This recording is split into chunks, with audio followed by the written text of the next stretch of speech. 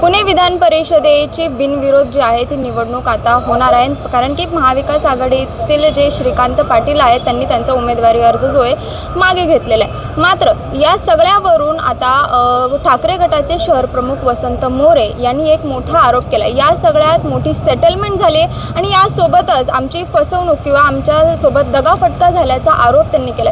आता आपल्यासोबत ते स्वतः आहेत।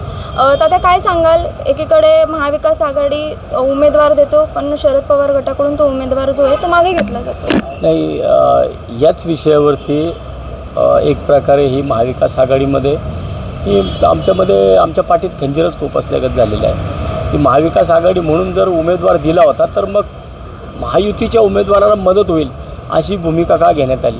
बरं, ती भूमिका एकच ठिकाणी नाही तर ती राज्यात 2 ठिकाणी झाली आहे एकाच वेळेस, ठाण्यामध्ये आणि पुण्यामध्ये। जर ठाण्यामध्ये तुम्ही पक्षाची माघार उमेदवाराची माघार घेतल्यानंतर त्या ठिकाणी एकनाथ शिंदे साहेबांच्या पक्षाचे फाटक निवडून येतात। पुण्यामध्ये माघार घेतल्यानंतर महायुतीमधील अजितदादांच्या पक्षाचे काकडे निवडून येतात।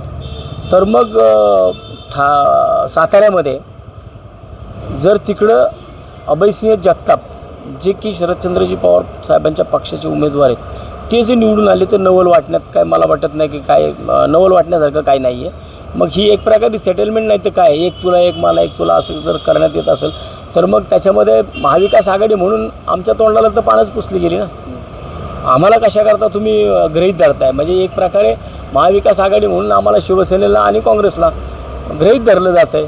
मग त्यांनी तसं गृहीत धरू नये। मी तशा प्रकारची तक्रार मागच्या 15 दिवसापूर्वीसुद्धा माननीय संजय राऊत साहेबांसमोर केलेली आहे की जर पुण्यामध्ये ही महाविकास आघाडीची जी आत्ता विषय आहे त्याच्यामध्ये जर पुणे महानगरपालिकेच्या निवडणुकीतून राष्ट्रवादी काँग्रेस शरदचंद्रजी पवार साहेबांच्या पक्षाने वॉकआउट केलं नसतं तर कदाचित वेगळं चित्र राहिलं असतं पुण्यामध्ये।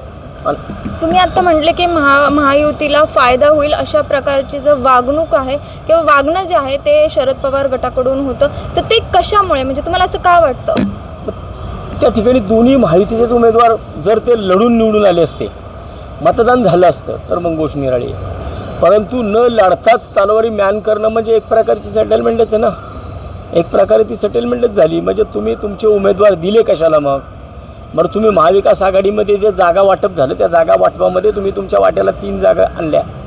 3 जागांमध्ये जर 2 जागा तुम्ही वॉकआउट केल्या असतील, 2 जागांमध्ये तुम्ही बिनविरोध माघारच घेतली असेल आणि त्या ठिकाणी महायुतीचेच ना, तिकडे फाटक साहेब महायुतीचेच उमेदवार ते आमदार झाले, इथं पुण्यामध्ये काकडे महायुतीचेच उमेदवार ते आमदार झाले। मग तिकडं जर तुमचा एक साताऱ्याचा उमेदवार जर तिकडं तुमचा आमदार झाला तर मग ही शुद्ध सेटलमेंट नाही तर दुसरं काय, याला काय शब्द काय वापरायचा मग याला?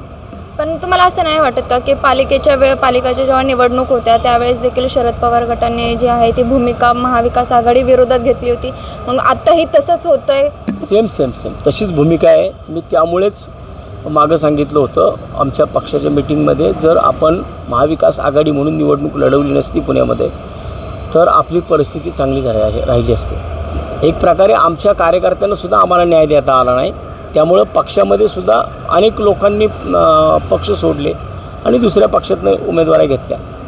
आणि जर आम्ही त्यावेळेस सगळ्या पक्षाच्या उमेदवारांना आम्ही त्यावेळेस उमेदवारी देऊ शकलो असतो, परंतु राष्ट्रवादी काँग्रेसने अगदी शेवटच्या क्षणापर्यंत 2 दिवस अगोदरपर्यंत आमच्या संघ बोलणी चालू ठेवली। आमच्या प्रत्येक मिटिंगला, मग त्याच्यामध्ये अंकुशांना काकडे असतील, बापू पठारे असतील किंवा जेवढे काही पवारसाहेबांच्या पक्षाचे इथले नेते होते पुण्यातले, ते सगळे त्या मिटिंगला येऊन बसत होते।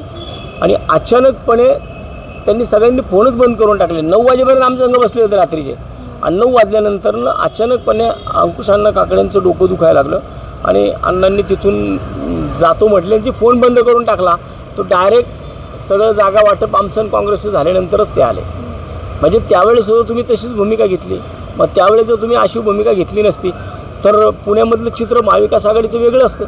आज प्रचंड मोठ्या ताकदीने आज आम्ही महानगरपालिकेत गेलो असतो। माझ्या स्वतःचा जर विचार केला तर माझ्या प्रभागामधलं चित्र वेगळं असतं। मी सुद्धा त्या ठिकाणी महाविकास आघाडीचे 2-3 नगरसेवक करू शकलो असतो।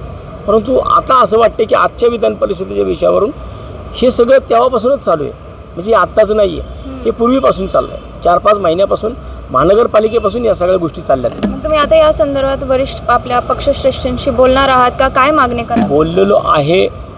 मागणी मी लाख काही केली तरी निर्णय घ्यायचा तो पक्षश्रेष्ठी घेतील. काय मागणी करा? नाही, मला वाटते की पुण्यामध्ये आपण एकटं करू शकतो काम.